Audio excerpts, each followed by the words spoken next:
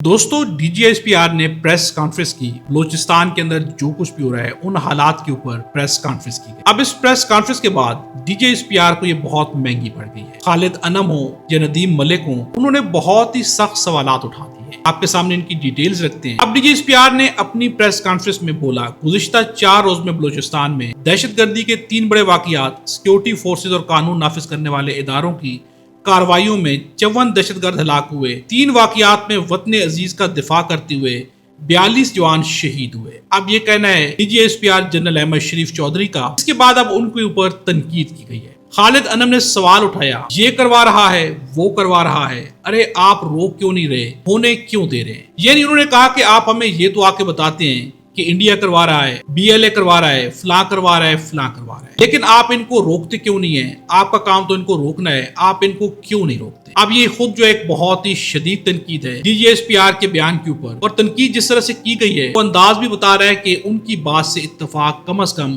خالد انم یہاں پر نہیں کر رہے۔ اب دوسری جانب جو سب سے زیادہ شدید تنقید کی گئی ہے وہ کی گئی ہے ندیم ملک کی جانب سے۔ یعنی یہاں پر ندیم ملک نے اپنا حق ادا کیا ہے۔ ان کی گفتگو آپ کو سنائیں گے، انہوں نے بولا کیا ہے، کہا کیا ہے۔ اب ان کا کہنا ہے کہ یہ کہنا کہ ہم نے ان کے 20 مارے، انہوں نے ہمارے 10 مارے، یہ درست نہیں۔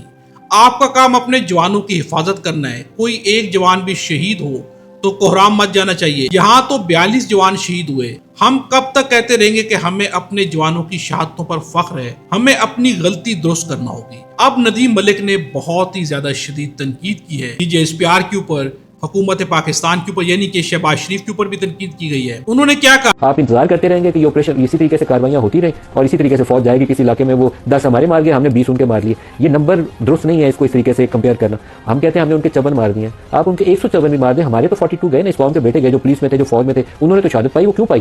یہ اس کے بعد اگر ایک سمپلی یہ اسٹیٹمنٹ دے دینا کہ ہمیں اپنے جوانوں کی شہادت کے اوپر بڑا فخر ہے، تو پرائم منسٹر صاحب اور اس منتخب حکومت کا یہ اسٹیٹمنٹ کافی نہیں ہے۔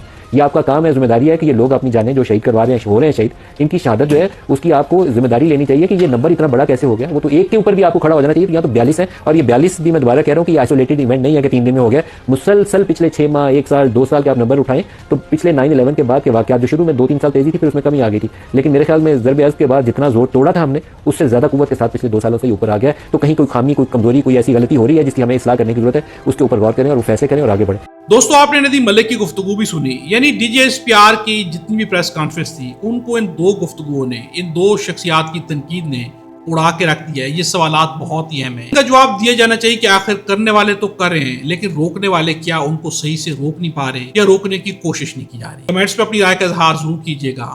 ویڈیو اچھی لگے تو لائک بھی ضرور